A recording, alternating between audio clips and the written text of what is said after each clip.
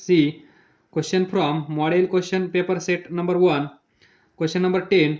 Conductor of resistance 3 ohm is stretched uniformly till its length is doubled. आजपासून पुढे लक्षात ठेवा, समजा हा कंडक्टर असेल, या कंडक्टरची लेंथ एल असेल आणि सांगितलं इथे काय सांगितलं आहे, stretch uniformly till its length is doubled, म्हणजे याला स्ट्रेच करून हा डबल बनवायचा आहे, दॅट इज 2EL. तर तुमच्याकडे फॉर्म्युला अवेलेबल आहे R is equal to rho EL by EA. R is directly proportional to length. तर conductor of resistance 3 ohm is stretch, म्हणजे हा कंडक्टर जो आहे याचा रेजिस्टन्स किती आहे 3 ओम. जर हा डबल केला म्हणजे याची लेंथ डबल केली तर आपल्याला माहित आहे R is directly proportional to EL. असं करू नका, कारण लेंथ डबल केली म्हणजे रेजिस्टन्स डबल होईल असा गैरसमज करून घेऊ नका, म्हणजे याचा रेजिस्टन्स 6 येणार नाही. तर काय येईल हे आपण पाहूया. कन्सिडर करा इनिशियल कंडक्टर, हा जो कंडक्टर आहे याची रेडियस काहीतरी असेल, याची लेंथ समजा L1, रेडियस R1, नंतर याची रेडियस R2, नंतर याची लेंथ L2.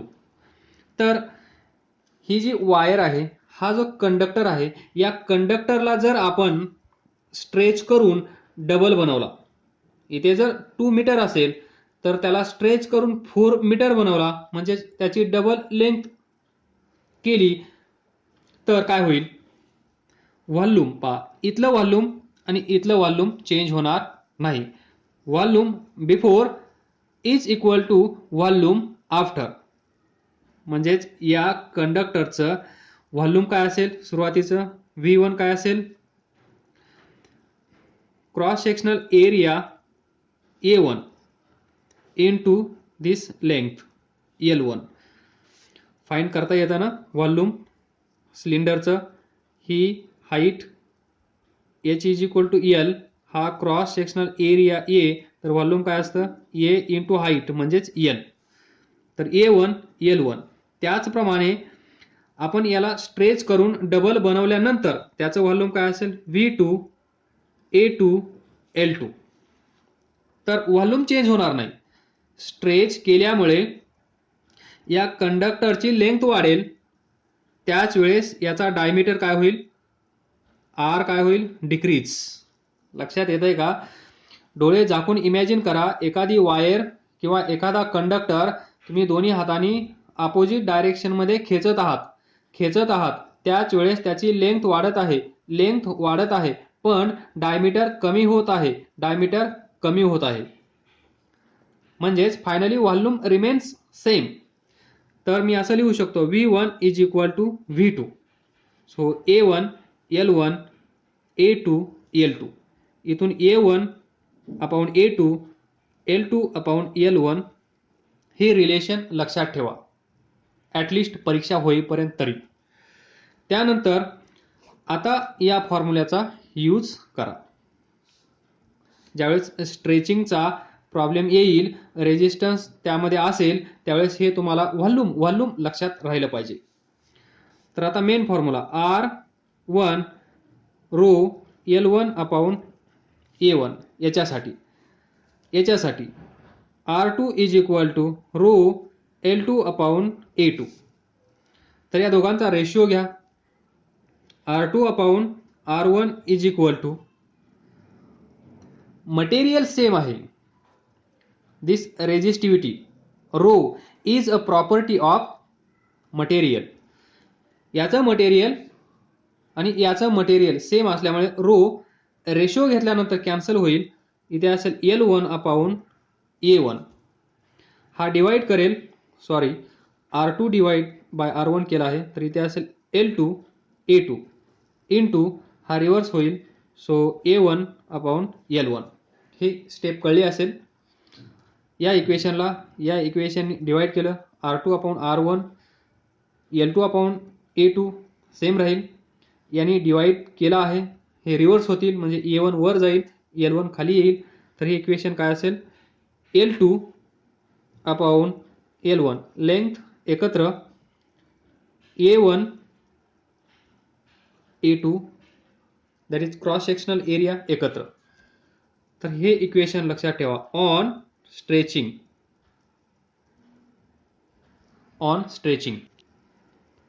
आणि ऑन स्ट्रेचिंग. तर पहा लक्षात ठेवा R2 upon R1 is equal to L2 upon L1 A1 upon A2. तर इथून पुढे लक्षात ठेवा आता तुम्हाला या प्रॉब्लेममध्ये दिलेलं काय आहे, इट्स लेंथ इज डबल्ड म्हणजे लेंथ इज गिवन. तुमचा फॉर्म्युला पहा, फॉर्म्युल्यामध्ये लेंथ आणि क्रॉस सेक्शनल एरिया हे दोन अवेलेबल आहेत. या दोघांपैकी दिलेलं काय आहे लेंथ. क्रॉस सेक्शनल एरिया दिलेला आहे का नाही. तर इथून इथे या A1 अपॉन A2 याच्या जागेवर L2 अपॉन L1 ठेवा. कारण आपल्याला क्रॉस सेक्शनल एरिया माहीत नसल्यामुळे हा ब्रॅकेट सॉल्व्ह होणार नाही. हा ब्रॅकेट आपल्याला रिमूव्ह करावा लागेल आणि हा ब्रॅकेट रिमूव्ह करण्याचं काम हे इक्वेशन करेल. Volume before is equal to volume after A1 upon A2 is equal to L2 upon L1. इथून म्हणजेच L2 upon L1 into L2 upon L1 हे काय येईल L2 upon L1 bracket square. पाहता L2 दिलेला आहे, L2 is double of first. On stretching length of conductor is doubled. So 2L1 upon L1 cancel square is equal to 4. So R2 upon R1 is equal to 4. इथून तुम्हाला R2 भेटेल 4 into R1 आणि R1 तुम्हाला दिलेला आहे. Conductor of resistance 3 ohm सुरुवातीला that is R1 4 into 3 12 ohm R2. तर अशा प्रकारे ज्यावेळेस हा कंडक्टर स्ट्रेच केल्यामुळे त्याची लेंथ डबल केल्यामुळे किंवा डबल झाल्यामुळे इथला R2 किती असेल 12 ओहम. इथे किती असेल R1 is equal to 3 ohm. तर पहा 6 होणार नाही या कन्सेप्टनुसार.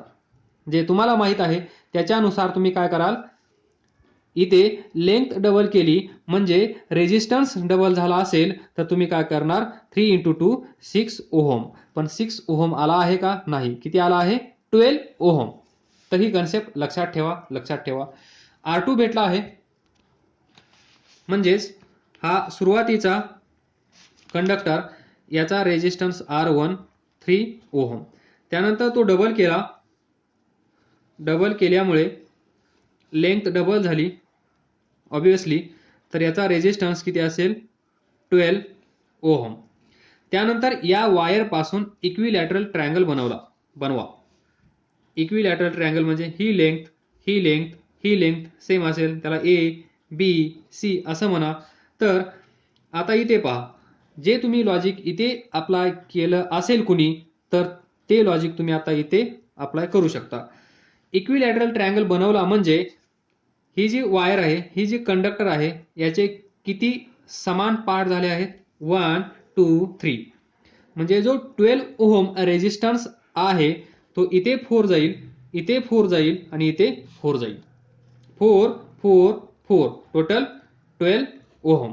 कारण आपल्याला माहित आहे R is directly proportional to length. जर स्ट्रेच केलेला नसेल तर R is directly proportional to length. मग या लेंथचे आपण 3 समान पार्ट केले म्हणजे 12चे पण 3 समान पार्ट करावे लागतील. एक पार्ट असेल 4चा, दुसरा 4, तिसरा 4, 4 4 4 12 total. By this logic length पहा इथं R directly proportional to L. लेंथचे 3 पार्ट, कारण आपल्याला इक्विलॅटरल ट्रायंगल बनवायचा आहे. इथे 3 नी डिवाइड केलं तर तुम्हाला इथे पण करावं लागेल. मग r ची व्हॅल्यू किती आहे? 12 डिवायडेड बाय 3 किती येईल? 4. म्हणून एक तुकडा, एक या वायरचा एक तुकडा 4 ओहमचा असेल. Then effective resistance between ends of any side of triangle. कुठलेही दोन पॉइंट्स घ्या, ए आणि सी घेतो मी इथे, तुम्ही ए बी घ्या किंवा बी सी घ्या. तर आर इक्विव्हॅलंट अक्रॉस ए सी. हे सिंपल सर्किट आहे. हे आणि हे, हा 4 हा 4 कसा असतील? इथे गेलेला करंट याच्यात येईल, म्हणजे हे दोन सिरीजमध्ये.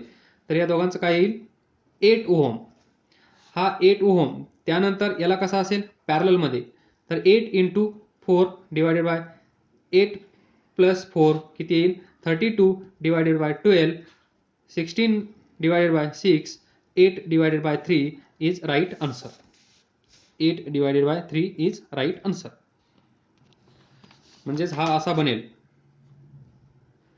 हा 4, हा 4, हा 4, हे दोन सिरीजमध्ये, त्यामुळे 8 होतील. त्यानंतर सर्किट असं बनेल. हे 4 4 8, हा 4, हे दोघं एकमेकांना पॅरललमध्ये, त्यामुळे 8 इंटू 4 डिवायडेड बाय 8 प्लस 4, जर कुणाला कळलं नसेल तर.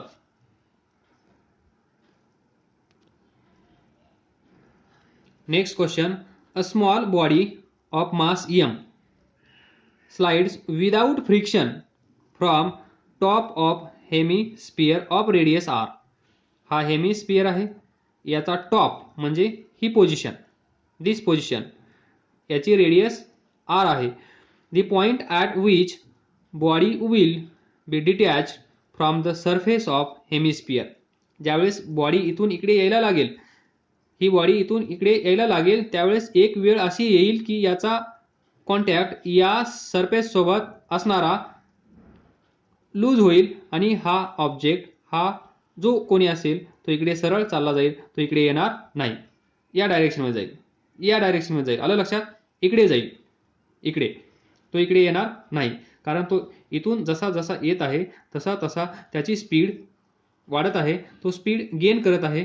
आणि एक वेळ अशी येईल की याच्यावर ॲक्ट होणारा सेंट्रिफ्युगल फोर्स जास्त होईल, आणि सेंट्रिफ्युगल फोर्स जास्त झाल्यामुळे इथला कॉन्टॅक्ट ब्रेक होईल, आणि कॉन्टॅक्ट ब्रेक झाल्यामुळे हा जंप मारेल, उडी मारेल, आणि तो स्ट्रेट चालला जाईल, इकडे कुठेतरी चालला जाईल.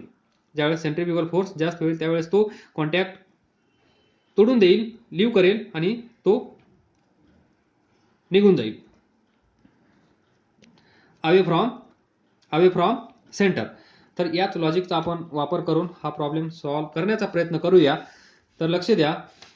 दिस सिच्युएशन, दिस इज हेमिस्फियर. तो सुरुवातीला इथे आहे टॉप पोझिशनला, त्यानंतर तो इथे आला असं कन्सिडर करा, आणि इथे आल्यानंतर त्याने कॉन्टॅक्ट लिव्ह केला आहे असं कन्सिडर आपण करूया. तर ही पोझिशन असेल हॉरिझॉन्टल, ही पोझिशन, ही रेडियस असेल r, हा अँगल दिला आहे थीटा, इथे असेल mg, तर हा अँगल किती असेल? थीटा. सर्वांना माहित आहे z शू थीटा, थीटा, तर हा z.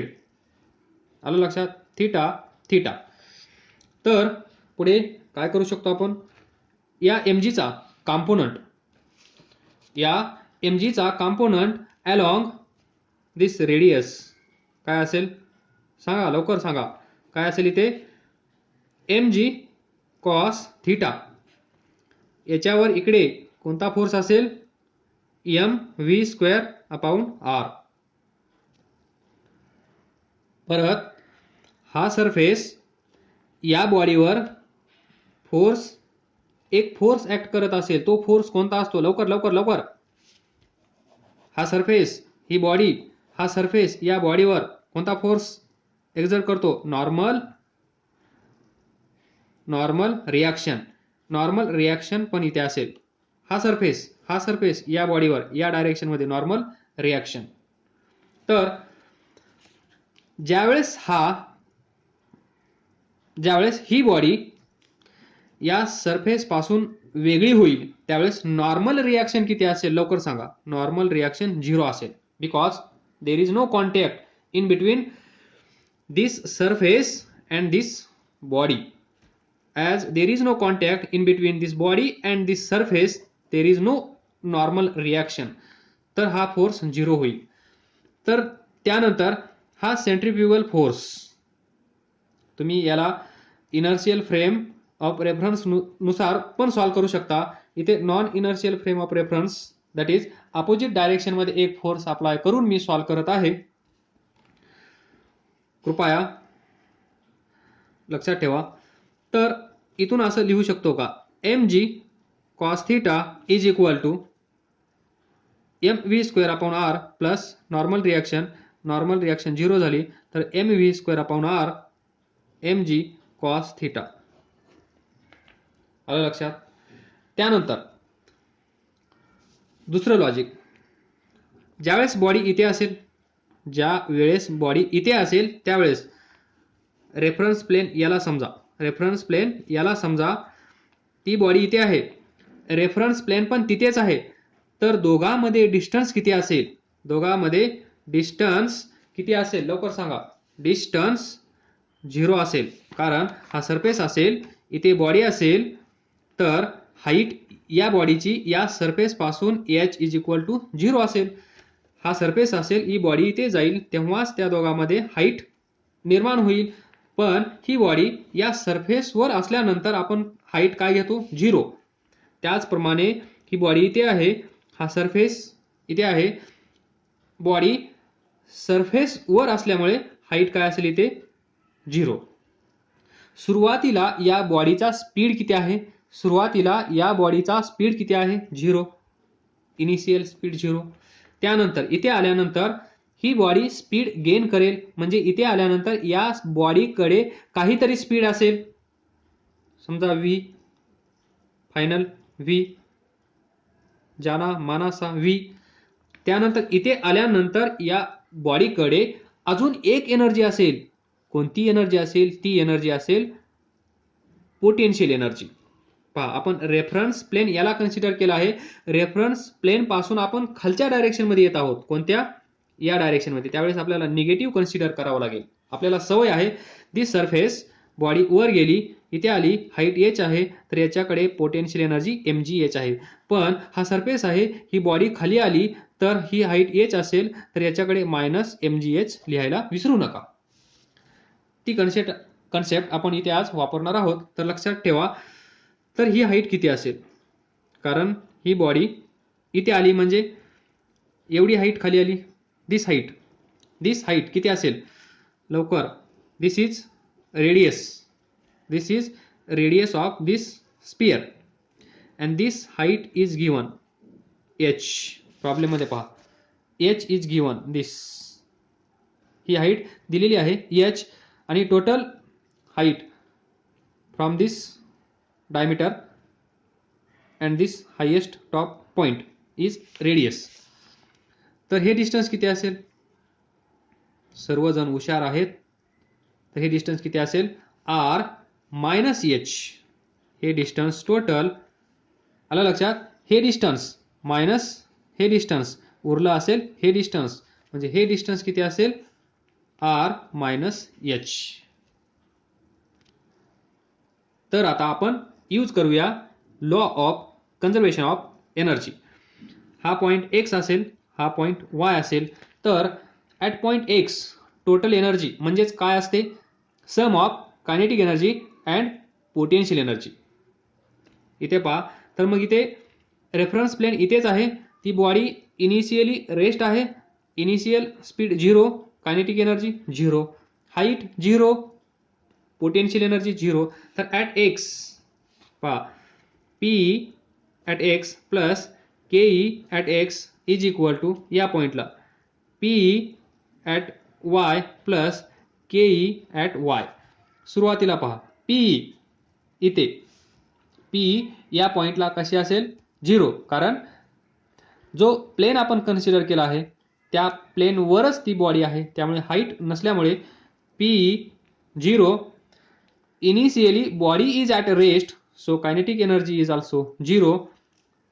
ती बॉडी इथे आली आहे त्यावेळेस पोटेन्शियल एनर्जी काय असेल, डाऊनवर्ड डायरेक्शन, दिस कन्सेप्ट. ती बॉडी इथे आली आहे, हे डिस्टन्स किती आहे, आर मायनस एच आपण फाइंड केलं, आर मायनस एच. तर काय असेल, M G R minus H. तर P is equal to M G R minus H, आणि डाऊनवर्ड असल्यामुळे मायनस लिहायला विसरू नका, मायनस बरोबर, प्लस कायनेटिक एनर्जी इथे किती असेल, हाफ एम व्ही स्क्वेअर. तर हा मायनस आहे, इकडे जाईल, प्लस होईल. Next minus M G H, H म्हणजे आर मायनस एच, इकडे येईल M G R minus H is equal to half M V square. M cancel, तर इथून व्ही स्क्वेअर किती येईल, 2 इकडे जाईल, 2g आर मायनस एच. हे तुम्हाला माहीत आहे, V square is equal to 2gh या फॉर्मॅटमध्ये, फक्त एच इथे चेंज झाला आहे डाऊनवर्ड. तर इथे पहा, M G cos theta is equal to M V square upon R.